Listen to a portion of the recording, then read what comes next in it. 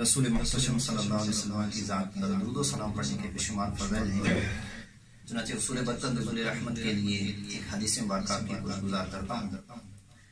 نبی پاک صلی اللہ علیہ وسلم نے ارشاد فرمایا تم جہاں کہیں بھی ہو مجھ پر درود پاک پڑھو کہ تمہارا درود پاک مجھ تک پہنچتا ہے. کتنی پیاری حدیث مبارکہ ہے کہ نبی پاک صلی اللہ علیہ وسلم پر جب ہم درود پاک پڑھتے ہیں تو ہمارا درود پاک ان تک پہنچتا ہے. تو ایسا نہیں کہ ہم یہاں محفل میلاد منا رہے ہیں یا بشریت کی محفل نعت پڑھ رہے ہیں درود پاک پڑھ رہے ہیں. ہمارا یہ عقیدہ ہے اور یہ ہونا چاہیے کہ ہمارے آقا ہمارا درود پاک سنتے ہیں. اس لیے آپ نے مطلقاً ارشاد فرمایا ہے کہ تم جہاں کہیں بھی ہو حیث کان کسی بھی جگہ میں لیس من عبد یصلی علی الا بلغنی صوته حیث کان میرا کوئی بھی ایسا امتی نہیں ہے جو میری ذات پر درود پڑھے اور میں نبی اس کا درود نہ سنوں. حیث کان وہ کسی بھی جگہ پر. اسمع الصلاۃ اہل محبتی واعرفهم میں اپنے سے محبت کرنے والوں کا درود پاک خود سنتا ہوں اور انہیں پہچانتا ہوں. یہ ہمارے آقا کی شان ہے کہ آپ دنیا سے بڑے پردہ فرما. اب اسی حدیث مبارکہ کا تعالی خلاصہ ہے کہ صحابہ نے عرض کیا یا رسول اللہ قال بعد وفاتک یا رسول اللہ یہ فرمائیے کہ جب آپ دنیا سے پردہ فرما جائیں گے تو پھر آپ کیسے سنیں گے؟ پھر درود پاک ہمارا کون سنے گا؟ کیونکہ صحابہ وہ ہستیاں تھیں جو نبی پاک صلی اللہ علیہ وسلم کے پاس بیٹھا کر جو معجزات کی بہاروں کو اپنی آنکھوں سے دیکھ رہے تھے. چاند کے دو ٹکڑے ہو جانا صحابہ نے اپنی آنکھوں سے ملاحظہ کیا. سورج کے الٹے پاؤں واپس آ جانا صحابہ نے اپنی آنکھوں سے ملاحظہ کیا. حضرت قتادہ کی آنکھ کا ڈیلا نکلنا ہتھیلی پر رکھ کر حضور کی بارگاہ میں آنا اور حضور کا لعاب لگا کر درست کر دینا صحابہ نے اپنی آنکھوں سے دیکھا. صحابی کی پنڈلی کا ٹوٹ جانا حضور کا لعاب دہن لگا کر درست کر دینا یہ صحابہ اپنی آنکھوں سے ملاحظہ کر رہے. سورج کا الٹے پاؤں واپس آ جانا صحابہ اپنی آنکھوں سے ملاحظہ کر رہے. چاند کے دو ٹکڑے ہو جانا صحابہ اپنی آنکھوں سے ملاحظہ کر رہے. حضور کا درخت کی طرف اشارہ کرنا اس کا زمین پر چیرتے ہوئے حضور کے قدموں میں آ جانا یہ صحابہ اپنی آنکھوں سے ملاحظہ کر رہے. حضور کا پتھر کی طرف اشارہ کرنا اس کا پانی پر چل کر حضور کے قدموں میں آ جانا یہ صحابہ اپنی آنکھوں سے ملاحظہ کر رہے. حضور علیہ السلام کا اپنی انگلیوں سے پانی کے چشمے جاری کر دینا یہ صحابہ اپنی آنکھوں سے ملاحظہ کر رہے. حضور کا پیالے سے دودھ نوش فرمانا اور پھر 70 صحابہ کا سیراب ہو جانا یہ صحابہ اپنی آنکھوں سے ملاحظہ کر رہے تھے. الغرض جبریل علیہ السلام کا بشری لبادے کے اندر 24,000 سے زائد مرتبہ میرے آقا کے قدموں میں حاضر ہو جانا یہ صحابہ اپنی آنکھوں سے ملاحظہ کر رہے تھے. پوچھ لیا یا رسول اللہ قال بعد وفاتک یا رسول اللہ آج تو ہم ہمارا درود پاک سنتے ہیں آج ہمیں کوئی دکھ پہنچتا ہے کوئی رنج پہنچتا ہے کوئی مصیبت پہنچتی ہے ہم آپ کے در پہ آ جاتے ہیں آپ کا چہرہ تک لیتے ہیں یا رسول اللہ ہماری مصیبتیں چھٹ جایا کرتی ہیں. جب آپ دنیا سے پردہ فرما جائیں گے پھر ہمارا درود پاک کون سنے گا؟ پھر کون ہماری داد رسی کرے گا؟ پھر کون مصیبت کو پہنچے گا؟ ہمارے آقا نے یہ نہیں فرمایا کہ میں تو معاذ اللہ مر کر مٹی میں ختم ہو جاؤں گا. میرے آقا نے فرمایا نام بعد وفاتی اے صحابہ جس طرح آج سنتا ہوں نا بعینی ہی دنیا سے پردہ فرمانے کے بعد بھی تمہارا درود ایسے ہی سنوں گا. نعرہ تکبیر نعرہ رسالت سرکار کی آمد دلدار کی آمد مکی کی آمد آقا ابتار کی آمد. جب بھی حضور کا درود پاک پڑھیں اس عقیدے سے پڑھیں کہ ہم یہاں سے پڑھے وہ مدینے سنیں ہم یہاں سے پڑھیں وہ مدینے سنیں مصطفیٰ کی سماعت پہ لاکھوں سلام. حضور کی سماعت تو یہ ہے آپ فرماتے ہیں میں بھی اپنی ماں کے پیٹ کے اندر تھا میں لوح محفوظ پہ چلنے والے قلم کی آواز سن لیتا تھا. حضور علیہ السلام نے مسجد نبی میں خسوف کی نماز پڑھائی 3 مرتبہ اپنا ہاتھ بلند کر کے نیچے کیا. صحابہ نے نماز کے بعد پوچھا یا رسول اللہ نماز میں آپ نے 3 مرتبہ ہاتھ بلند کر کے نیچے کیوں کیا؟ آپ نے ارشاد فرمایا جب میں تمہیں نماز پڑھا رہا تھا تو میں نے نگاہ اٹھائی تو جنت کو میرے قریب کر دیا گیا. میں نے اپنا ہاتھ بڑھایا تو جنت میں پہنچ گیا. جو آقا جو نبی مسجد نبی میں کھڑے ہوں تو اپنا ہاتھ بلند کریں تو جنت میں پہنچ جائے. اور جنت کہاں ہے؟ 7 آسمانوں پہ سدرۃ المنتہا پھر جنت. تو دنیا کے کسی کونے سے کوئی امتی پکارے گا تو کیا حضور نہیں سنیں گے؟ جو مسجد نبی میں کھڑے ہوں تو اختیارات و تصرفات کا عالم ہے کہ ہاتھ بڑھائیں تو جنت میں پہنچ جائے. اور فرمایا صحابہ میں نے دیکھا کہ جنت کے اندر انگوروں کے خوشے ہیں, میرا من چاہا کہ میں انہیں چھو لوں, میں چھوڑ دیے کیونکہ وہ ابدی نعمت ہے. میں اگر چھو لیتا تمہارے لیے رکھ لیتا, تم ساری زندگی استعمال کرتے وہ کبھی ختم نہ ہوتا.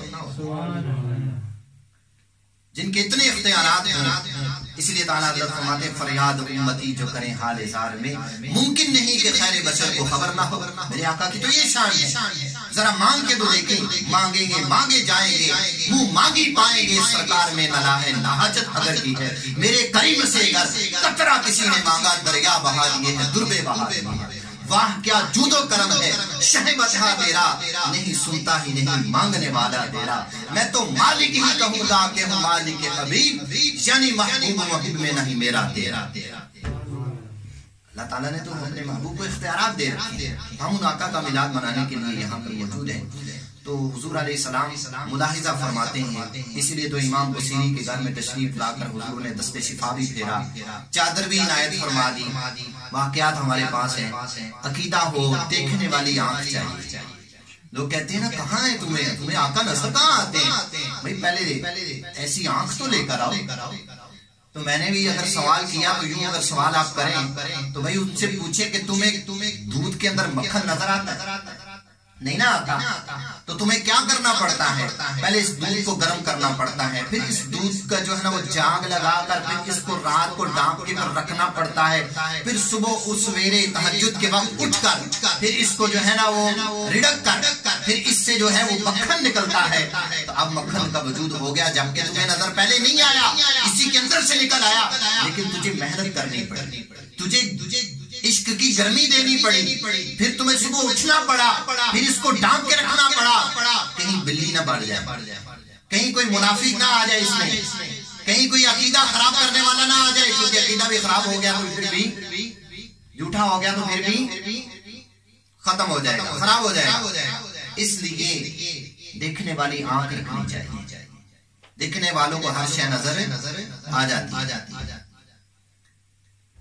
تو حضور موجود ہیں, لیکن ہمارا عقیدہ اور ہماری نظر ایسی ہونی چاہیے, ہمارا تقوی اور پرہیزگاری روحانیت کا عالم یہ ہونا چاہیے. پھر حضور آتے ہیں, عشق ایسا ہونا چاہیے. پیر میرے علی شاہ صاحب سے پوچھ لیجئے, جب حضور کو دیکھا تو کیا کہا؟ اس صورت میں جانا آنکھاں کے جانے جہانا, سچ آنکھاں تیرا بدی میں شان آنکھاں جس شان تو شانہ سا مکھ چند بدن شاشانی ہے, بت چمک دی لاڑ دی کالی زلف تے آنکھ مستانی مخمور رکھی ہے مل. جنہوں نے دیکھا پھر ان سے پوچھے, پھر اعلیٰ حضرت سے پوچھے. جب انہوں نے دیکھا فرمایا وہ کمال حسن حضور ہے کہ گمان نقص جہاں نہیں, یہ پھول خار سے دور ہے, یہ شمع ہے کہ دعا نہیں. شمع کا دعا ہوتا ہے لیکن یہ وہ شمع جس کا دعا نہیں. اللہ تعالیٰ ہم سب کو کثرت سے درود و سلام پڑھنے کی توفیق عطا فرمائے. صلو علی الحبیب صلی اللہ علیہ وسلم. میں نے آپ کے سامنے قرآن کریم کی ایک آیت کا کچھ حصہ تلاوت کیا. اللہ تعالیٰ نے فرمایا کنتم خیر امت اخرجت للناس, فرمایا کہ تم بہترین امت ہو. تم کیا ہو؟ بہترین امت ہو کہ جس کو لوگوں کے لیے نکالا گیا, چنا گیا. کنتم خیر امت اخرجت للناس, تو لوگوں کے لیے نکالا گیا. تأمرون بالمعروف, کیونکہ نیکی کا حکم دیتے اور برائی سے تم منع کرنا. یہاں پر مفسرین نے لکھا کہ یہ فرمایا کہ تم بہترین امت ہو. اس کی وجہ یہ ہے کہ ہم سب سے بہترین آقا کے امتی ہیں. ہم کیا ہیں؟ سب سے بہترین آقا کے امتی ہیں. اور پھر اللہ تعالیٰ نے یہ بھی ارشاد فرمایا کہ تمہیں لوگوں کے لیے نکالا گیا. نکالا گیا کا مطلب یہ ہے کہ روایتوں میں آتا ہے کہ 70 امتیں گزری ہیں. کتنی امتیں؟ 70 امتیں گزری ہیں. اب 70 امتیں اور بعض میں 70,000 امتیں گزری. اب 70,000 میں سے ہمیں نکالا گیا. مطلب یہ نکلا کہ ہم 70,000 میں سے نکالا گیا. تو 70,000 میں سے جب ہم نکل سکتے ہیں تو پھر حضور کا نور جو ہے وہ پاک پشتوں سے کیوں نہیں نکل سکتا؟ حضور کا نور بھی پاک پشتوں سے کیوں نہیں نکل سکتا؟ تو حضور علیہ السلام نے فرمایا کہ میرا نور جو تھا وہ پاک پشتوں سے منتقل ہوتا ہوا میری والدہ کے بدن میں آیا اور پھر میری ولادت۔ تو ہم بہترین امت کیوں بنے؟ کیونکہ ہم بہترین آقا کے امت ہیں۔ حضور کی شان، حضور کا بہتر ہونا اگر بیان کیا جائے اور حضور کی تعظیم اور حضور کی جو بڑائی ہے وہ بیان کی جائے تو ہم تو بیان کر نہیں سکتے۔ حضور کی شان کے لیے اگر آپ کو میں صرف اتنا بتاتا ہوں، پہلی بات تو یہ ہے کہ حضور علیہ السلام کی شان کوئی بیان کر ہی نہیں سکتا۔ اگر آپ کو کوئی کہے نا حضور کی شان، میں حضور کی شان کوئی بیان کر ہی نہیں سکتا۔ کیوں؟ اس لیے کہ کسی ماں نے ایسا جنا ہی نہیں کہ حضور کی شان بیان کر، بات ہی ختم ہو گئی۔ کسی ماں نے ایسا جنا ہی نہیں ہے، اور اس بات کو حضرت حسان بن ثابت بیان کر گئے، وَأَحْسَنُ مِنْكَ لَمْ تَرَدَدْ وَأَجْمَلُ مِنْكَ لَمْ تَلِدِ النِّسَاء۔ ہمیں آپ اتنے حسین ہیں کہ میری آنکھ نے کبھی دیکھا ہی نہیں، اور میں دیکھتی کیسے ہے کسی ماں نے جنا ہی جنا۔ خُلِقْتَ مُبَرًّا مِنْ كُلِّ عَيْبٍ، اللہ تعالیٰ نے آپ کو ہر عیب سے پاک پیدا کیا اور ایسے پیدا کر دیا جیسے آپ چاہتے ہیں۔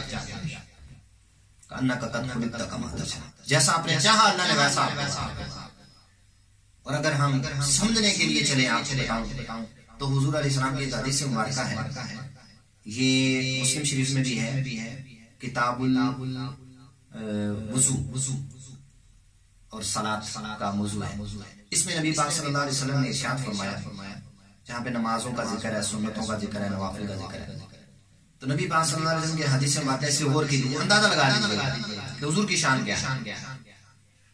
ہم بڑے عبادت گزار ہوں گے، ہماری بڑی بڑی عمریں ہوں گی، لیکن ہم کس کھاتے میں آتے ہیں ذرا اندازہ لگائیں۔ نبی پاک صلی اللہ علیہ وسلم نے اپنے صحابہ سے ارشاد فرمایا، میں میری فجر کی 2 سنتیں ادا کرنا، میری فجر کی 2 سنتیں ایک پلڑے میں رکھ دی جائیں، میں ساری کائنات کی تمام عبادات کو ایک پلڑے میں رکھ دیا جائے، تو فرمایا میری 2 سنتیں جو ہیں وہ زیادہ وزن ہوگی،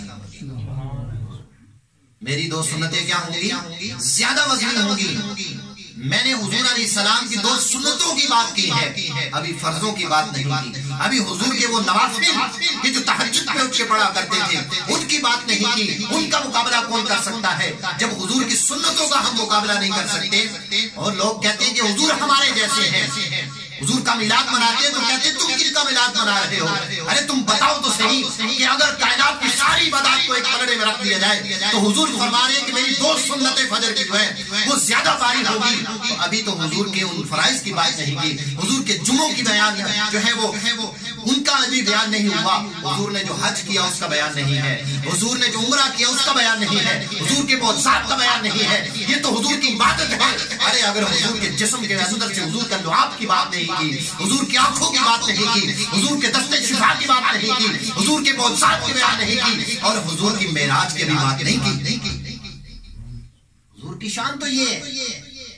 ابھی تو 2 سنتوں کا حضور نے فرمایا ہے، بڑی بڑی چیزیں تو ابھی اور ہیں جو اس سے بھی بڑی ہیں۔ حضور کے قلب اطہر پر قرآن نازل ہوا، یہ حضور کا سب سے بڑا معجزہ ہے۔ جو قرآن کو جانتے ہیں ان کے پاس سب کچھ ہوتا ہے، کیونکہ اللہ نے فرمایا تبیان لکل شیء، اس لیے ہم نے ہر چیز کا بیان کیا، اور یہ نازل کس پہ ہوا ہے؟ حضور پر۔ تو اب اس کے اندر جتنے بھی علوم ہوئے وہ سارے کے سارے کیا ہوئے؟ حضور کے پاس ہوئے، کیونکہ ایسا تو اللہ تعالیٰ کے لیے کلام ماننا شرک ہو جائے گا، اصل ماننا کفر ہو جائے گا، کہ اگر ہم یوں کہیں کہ بھائی اللہ تعالیٰ نے کسی بندے سے کلام فرمایا، کسی نبی سے کلام فرمایا، اور اس کا معنی اگلے کو سمجھ نہ آیا ہو، اگلے کو سمجھ نہ آیا ہو، اگر یہ مفہوم لیا جائے تو پھر بندہ کیا ہو جاتا ہے؟ کافر۔ کیوں؟ کیونکہ اللہ تعالیٰ کے لیے لغو کلام ہو جائے گا، اللہ تعالیٰ ایسی بات کر رہا ہے جس کا معنی ہی اگلے کو پتہ نہیں، ایسی اللہ کی شان نہیں ہے۔ تو پھر قرآن حضور پر نازل ہوا تو پتا چلا اس کا لفظ اس کا نقطہ حضور کو پتا ہے، اور اسی قرآن میں موجود ہے کہ ہم نے اس کے اندر سارے علوم بیان کر دیے۔ پتا چلا کہ جیسے جیسے قرآن نازل ہوتا رہا حضور کا علم بھی مکمل ہوتا رہا، اب کائنات میں کوئی ایسی چیز نہیں ہے جس کا علم حضور کو نہ ہو۔ یہی ہمارا عقیدہ ہے حضور کے علم غیب کے متعلق، یاد رکھیے کہ قرآن کے نزول کے ساتھ ساتھ حضور کا علم مکمل ہوتا گیا. جب قرآن مکمل اتر گیا تو حضور کا علم بھی کیا ہو گیا؟ مکمل ہو گیا.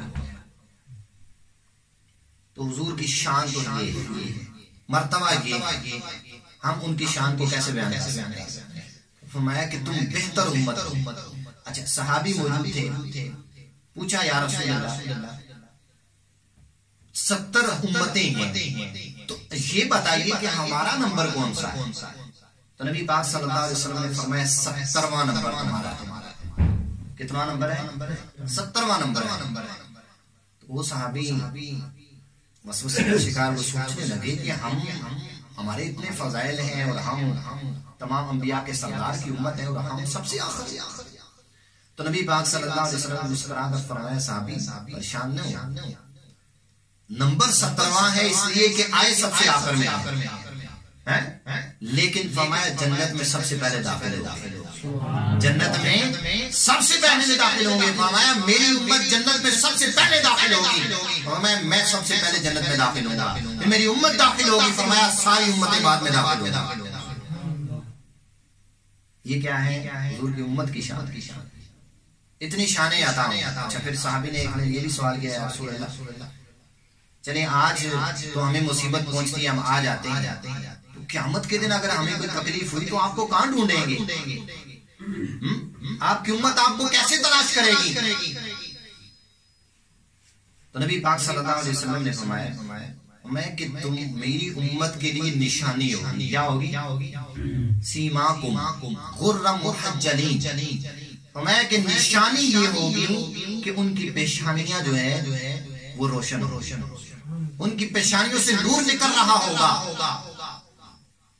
کیونکہ صحابہ نے سوال کیا کہ وہاں تو ساری امتیں جمع ہوں گی، ہمیں کیسے پتا چلے گا کہ، اور لوگوں کو کیسے پتا چلے گا کہ یہ حضور کا امتی ہے؟ فرمایا جو میرا امتی ہوگا نا اس کی پیشانی سے نور نکل رہا ہوگا. اس لیے فرمایا کہ وضو کیا کرو، نماز پڑھا کرو.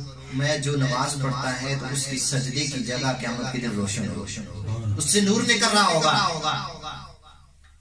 تو حضور کی امتیوں کی یوں پہچان ہوگی. پھر ایک حدیث میں حضور نے فرمایا کہ اگر تم نے مجھے ڈھونڈنا ہوا میں پل صراط پر آ جانا، میری امت پل سے پار ہو رہی ہوگی اور میں پل پار کروا رہا.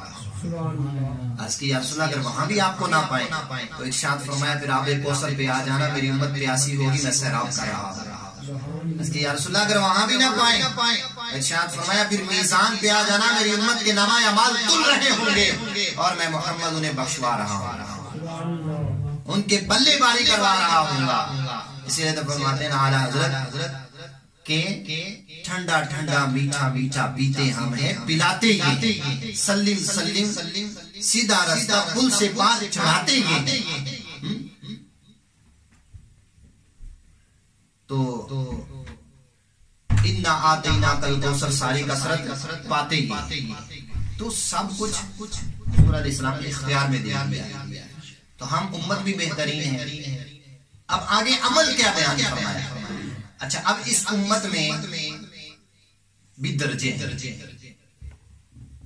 ایک عام مومن، عام مسلمان، عام مومن، پھر مومن کے بعد پھر ایک ولی، پھر ولیوں کے اندر بھی درجات، پھر اس کے بعد بزرگان دین مجتہدین، پھر اس کے بعد تابعین، پھر اس کے بعد صحابہ، پہلے تبع تابعین، پھر تابعین، پھر صحابہ، پھر صحابہ میں بھی درجات، عشرہ مبشرہ، پھر عشرہ مبشرہ میں بھی 4 خلفاء، پھر 4 خلفاء میں بھی صدیق اکبر، پھر جا کر نبی پاک صلی اللہ علیہ وسلم. یہ درجات ہیں سارے. اب اس میں غوث پاک بھی آتے ہیں، اس میں غوث پاک بھی آتے ہیں جن کی شانیں اتنی ہیں، وہ کہتے ہیں نا کہ یہ شان ہے خدمت گاروں کی، سرکار کا عالم کیا ہوگا. ہم تو سرکار کی باتیں کر رہے تھے نا، اگر غوث پاک کی باتیں کریں تو شانیں ان کی بھی اتنی ہیں. سرکار تو پھر سرکار ہے. یہ شان ہے خدمت گاروں کی، سرکار کا عالم کیا ہوگا. غوث پاک رضی اللہ تعالیٰ عنہ ابھی اپنی ماں کے پیٹ میں تھے، کہ ماں کے پیٹ کے اندر رہ کر ماں کو چھینک آتی، الحمدللہ کہتی تو پیٹ سے عبد القادر یرحمک اللہ کہتی. غوث پاک رضی اللہ تعالیٰ ماں کے پیٹ میں ماں چھینکاتی چھینک کا جواب دے رہے ہیں. جب پیدا ہو گئے ابھی ننھی سی عمر ہے, مکتب میں جاتے ہیں, استاد صاحب پڑھاتے ہیں, کہتے ہیں بیٹا پڑھو الحمدللہ رب العالمین الف لام میم. آپ نے پڑھنا شروع کیا اور پڑھتے پڑھتے پورا سپارہ سنا دیا. پہلے دن مدرسے میں گئے, ننھی سی عمر ہے. قاری صاحب حیران ہے, ہمیں آگے پڑھو سا یقول السفہاء, ہمیں یہ بھی مجھے آتا ہے, پورا سپارہ پڑھ کے سنا دیا. تیسرا پارہ وما تلک الرسل, ہمیں یہ بھی مجھے آتا ہے, پورا پڑھ کے سنا دیا. چوتھا پارہ پڑھو لن تنالوا البر, ہمیں یہ بھی مجھے آتا ہے. پانچواں پڑھو والمحصنات, یہ بھی مجھے آتا ہے. لا يحب اللہ الجہر, یہ بھی مجھے آتا ہے. میں آگے پڑھو, آٹھواں پڑھو, نواں پڑھو, دسواں پڑھو, پڑھتے گئے 18 سپارے سنا دیے. 18 سپاروں کے بعد جب استاد صاحب نے کہا 19واں پڑھو, میں بس یہ نہیں آتا. اسے پاک رضی اللہ تعالیٰ نے 18 سپارے پہلے دن مدرسے میں جا کے سنا دیے. شان دیکھیے. استاد صاحب نے پوچھا بچے آج تم پہلے دن مکتب میں آؤ, میں نے تمہیں بسم اللہ پڑھائی تو تم نے پڑھتے پڑھتے 18 سپارے سنا دی. تو غوث پاک رضی اللہ تعالیٰ عنہ آپ ارشاد فرمانے لگے قاری صاحب بات ٹھیک ہے, مجھے 18 سپارے حفظ ہیں, اور اس کی وجہ یہ ہے کہ جب میں ماں کے پیٹ کے اندر تھا میری ماں 18 سپاروں کی حافظہ تھی. وہ چلتے پھرتے کام کاج کرتے وہ قرآن پاک کی تلاوت کیا کرتی تھی. مجھ عبد القادر نے ماں کے پیٹ میں رہ کر 18 سپارے سن سن کر زبانی یاد کر لیا. ماں کے پیٹ سے ہی 18 سپارے یاد کر لیا. اور جب پیدا ہوئے تو رمضان مبارک کی پہلی تاریخ, یکم رمضان کو آپ کی ولادت ہوئی. غوث پاک رضی اللہ عنہ اس مہینے میں تو آپ کا عرس ہے نا, آپ کی وفات ہے. یکم رمضان کو آپ کی ولادت ہے. آپ پیدا ہوئے تو آپ نے روزہ رکھا, سحری سے لے کر افطاری تک آپ نے ماں کا دودھ نہیں پیا. دوسرا دن, تیسرا دن, چوتھا دن گزرتے گزرتے پورا مہینہ گزر گیا, پورے مہینے کے روزے رکھ لیے. اب چاند دیکھنے کی باری آئی تو آسمان کے اوپر جو ہے بادل ہیں. لوگوں نے کہا پتہ نہیں صبح عید ہے کہ نہیں, چاند تو نظر نہیں آیا. لوگوں نے چاند دیکھا لیکن کوئی نہیں نظر آیا. سارے لوگ جناب عبد القادر کے پاس ہیں. ابو صالح جنگی دوست جو آپ کے والد تھے آپ کے گھر میں پہنچا. میں اگر اس بچے نے آج روزہ رکھا تو سمجھیں گے کہ آج عید نہیں ہے. تم دوربینیں بھی لگا لو, تم کمیٹیاں بھی بنا لو, تم چاند دیکھو, لیکن اللہ کے ولی کی شان یہ دیکھو, انہیں پتا ہے کہ آج روزہ ہے یا نہیں. چاند دیکھنے کی نشانی بن گئے. ابھی بچے ابھی پیدا ہوئے, ابھی ایک ماں کے ہیں, ماں کے پیٹ کے اندر سے ہی آپ صاحب کرامت پیدا ہوئے. 18 سپارے یاد تھے. اور پھر حضور غوث پاک رضی اللہ تعالیٰ نے وہ مجاہدات کیے, وہ اللہ کی باتیں کی, وہ شانیں پائیں. کیا فرماتے ہیں قدمی ھذا علی کل ولی, فرمایا کہ یہ میرا قدم جو ہے ہر ولی پر ہے, ہر ولی کی گردن پر میرا جو ہے وہ قدم ہے. آپ کی شان ہے, آپ اولیاء کے سردار بن گئے. اور آپ جب درس دیا کرتے تھے, جب خطبہ دیا کرتے تھے تو آپ کی کرامتوں کا ظہور ہونا شروع ہو جاتا تھا. اور روایتوں میں آتا ہے کہ فرشتے بھی آپ کی مجلس میں تشریف فرما ہوا کرتے تھے. اور آپ کی مجلس 40 ہزار افراد پر مشتمل ہوا کرتی تھی. آج ہمیں 100 بندہ 50 بندہ 40 بندے جمع ہو جائے نا تو ہمیں اسپیکر کی حاجت پڑتی ہے, کیونکہ ہماری آواز نہیں پہنچتی. لیکن حضور غوث پاک رضی اللہ تعالیٰ کی یہ کرامت ہے. بزرگوں نے لکھا, علامہ ابن جوزی نے لکھا, اور آپ کی کتابوں میں موجود ہے. حضور غوث پاک رضی اللہ تعالیٰ کی یہ کرامت تھی کہ 40 ہزار کا مجمع ہوا کرتا تھا, لیکن غوث پاک رضی اللہ تعالیٰ عنہ کی گفتگو کی جو آواز تھی, جو بیان, جو خطاب کی آواز تھی, جیسی پہلے شخص کو آتی تھی وہ ایسی آخری شخص کو آتی تھی. یہ آپ کی کرامت ہے. جو آواز پہلے شخص کو آ رہی ہے آخری کو بھی اتنی پہنچ رہی ہے. کوئی اسپیکر کی عادت نہیں ہے, کوئی موبائل, کوئی الیکٹرک چیز کی عادت نہیں ہے. وہ کہتے ہیں ہم بڑی ترقی کر رہی سائنس ہے, چاند پہ پہنچ گئی ہے. یہ جھوٹ ہی ہے, پتہ نہیں چاند پہ پہنچی ہے کہ نہیں, یہ تو ویسے ہی خبریں ہی ہیں. خیر علماء نے اس چیز کی نفی کی ہے, اس کی کوئی حقیقت نہیں ہے. چاند پہ کوئی جا بھی نہیں سکتا. حضور نبی پاک صلی اللہ علیہ وسلم کہتے ہیں چاند پہ پہنچ گئی ہے. بھئی چاند پہ پہنچنا آسان ہے, پھر بھی اگر سمجھا جائے عقل سے, چاند کو نیچے بلا لینا یہ مشکل ہے. یہ کیا ہے؟ مشکل ہے. چاند پہ تو بڑا کمال کر دیا تم نے. ارے چاند کو 2 ٹکڑے کر کے ذرا نیچے بلاؤ, پھر جوڑو. ارے آقا تو 1400 سال پہلے بول چکے ہیں. سورج کو ذرا واپس لے کر آؤ.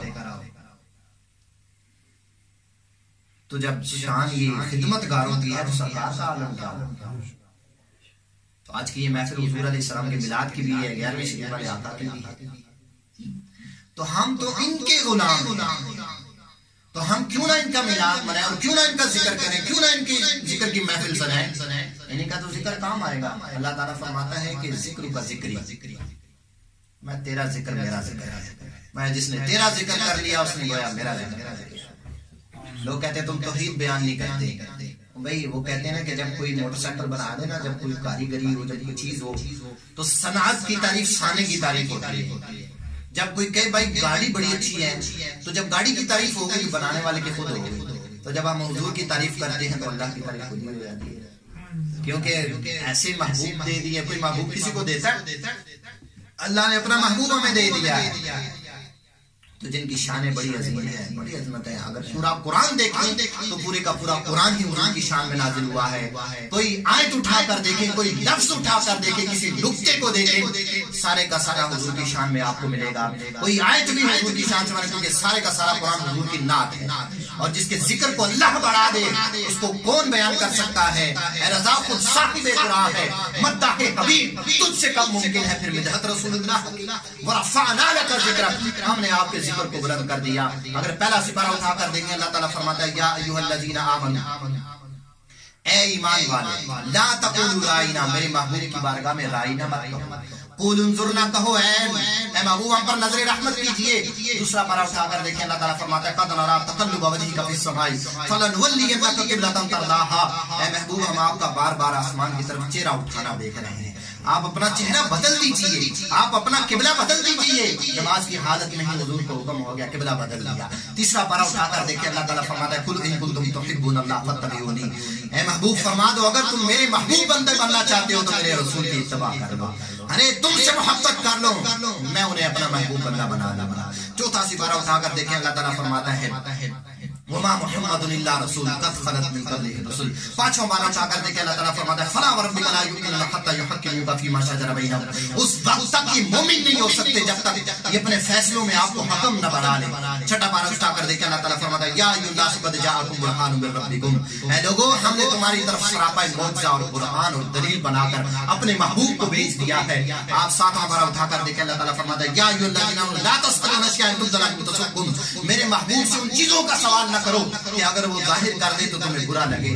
آٹھواں پارہ اٹھا کر دیکھیں اللہ تعالیٰ فرماتا ہے قل ان صلاتی ونسکی ومحیای ومماتی للہ رب العالمین. نواں پارہ اٹھا کر دیکھیں اللہ تعالیٰ فرماتا ہے یا ایھا الذین آمنوا استجیبوا للہ وللرسول اذا دعاکم لما یحییکم. دسواں پارہ اٹھا کر دیکھیں اللہ تعالیٰ فرماتا ہے یا ایھا النبی حسبک اللہ ومن اتبعک من المؤمنین. گیارہواں پارہ اٹھا کر دیکھیں اللہ تعالیٰ فرماتا ہے لقد جاءکم رسول من انفسکم عزیز علیہ ما عنتم حریص علیکم بالمؤمنین رؤوف رحیم. بارہواں پارہ اٹھا کر دیکھیں اللہ تعالیٰ فرماتا ہے اقم الصلاۃ طرفی النہار وزلفا من اللیل. چودواں سپارہ اٹھا کر دیکھیں، تیرواں سپارہ اٹھا کر دیکھیں اللہ تعالیٰ فرماتا ہے وَلَقَدْ أَرْسَلْنَا رُسُلًا مِّن قَبْلِكَ وَجَعَلْنَا لَهُمْ أَزْوَاجًا وَذُرِّيَّةً. چودواں پارہ اٹھا کر دیکھیں اللہ تعالیٰ فرماتا ہے لَعَمْرُكَ إِنَّهُمْ لَفِي سَكْرَتِهِمْ يَعْمَهُونَ. اے محبوب آپ کی عمر کی قسم، آپ کے زمانے کی قسم، آپ کے جو ہے وہ روح زیبا کی قسم. آپ 15واں پارہ اٹھا کر دیکھیں اللہ تعالیٰ فرماتا ہے سبحان الذی اسریٰ بعبدہ لیلا من المسجد الحرام الى المسجد الاقصى. 16واں پارہ اٹھا کر دیکھیں اللہ تعالیٰ فرماتا ہے طٰہٰ ما انزلنا علیک القرآن لتشقى. 17واں پارہ اٹھا کر دیکھیں اللہ تعالیٰ فرماتا ہے وما ارسلناک الا رحمۃ للعالمین. ہم نے آپ کو تمام جانوں کے لیے رحمت بنا کے بھیجا ہے. 18واں پارہ اٹھا کر دیکھیں اللہ تعالیٰ فرماتے ہیں اللہ نور السماوات والارض مثل نوره كمشكاة فيها مصباح المصباح في زجاجة الزجاجة كأنها كوكب دري يوقد من شجرة مباركة زيتونة لا شرقية ولا غربية يكاد زيتها يضيء ولو لم تمسسه نار نور على نور نور على نور. 19واں پارہ اٹھا کر دیکھیں اللہ تعالیٰ فرماتے ہیں الذی یراک حین تقوم. اے محبوب تم نماز میں کھڑے ہوتے ہم تیری نماز کو بھی دیکھتے ہیں. 19واں پارہ اٹھا کر دیکھیں اللہ تعالیٰ فرماتا ہے طٰ سین میم تلک آیات الکتاب المبین. 21واں پارہ اٹھا کر دیکھیں اللہ تعالیٰ فرماتے ہیں النبی اولی بالمؤمنین من انفسہم. نبی تو مومنوں کی جانوں سے بھی زیادہ قریب ہے. 22واں پارہ اٹھا کر دیکھیں اللہ تعالیٰ فرماتا ہے ما کان محمد ابا احد من رجالکم ولکن رسول اللہ وخاتم النبیین وکان اللہ بکل شیء علیما. 30वां पारा उठा कर देखें अल्लाह ताला फरमाता है सौद वल कुरान ज़िक्र। 24वां पारा उठा कर देखें अल्लाह ताला फरमाता है हामीम तंजीलुल किताबि मिनल्लाहिल अज़ीज़िल अलीम। तफसीरें पढ़ के देखें उनकी शाने मिलेंगे। 25वें पारे अल्लाह ताला फरमाता है हामीम वल किताबिल मुबीन। 26वें पारे में अल्लाह ताला फरमाता है या अय्युहल्लज़ीना आमनू ला तरफउ अस्वातकुम फौका सौतिन नबी। मेरे नबी की आवाज से अपनी आवाज को ऊंचा नहीं करना, नहीं तो अमाल बर्बाद कर दूंगा, कुछ भी नहीं पल्ले रहेगा। 27वां पारा उठाकर देखें अल्लाह ताला फरमाता है वन नजमी इज़ा हवा मा दल्ला साहिबुकुम वमा गवा वमा यंतिकु अनिल हवा इन हुवा इल्ला वह्युन यूहा। मिराज का जिक्र कर दिया। 28वां पारा उठाकर देखें अल्लाह ताला फरमाता है वमा आताकुमुर रसूल फखुदूहु वमा नहाकुम अन्हु फंतहू। जो मेरे महबूब दें उन्हें ले लो, जिसे मना करने बाद आ जाओ, क्योंकि मैंने इख्तियार इनको दे दिया है। 29वां पारा उठाकर देखें अल्लाह ताला फरमाता है या अय्युहल मुद्दस्सिर या अय्युहल मुज़म्मिल नून वल कलम वमा यस्तुरून मा अंत बिनिअमति रब्बिका मजनून।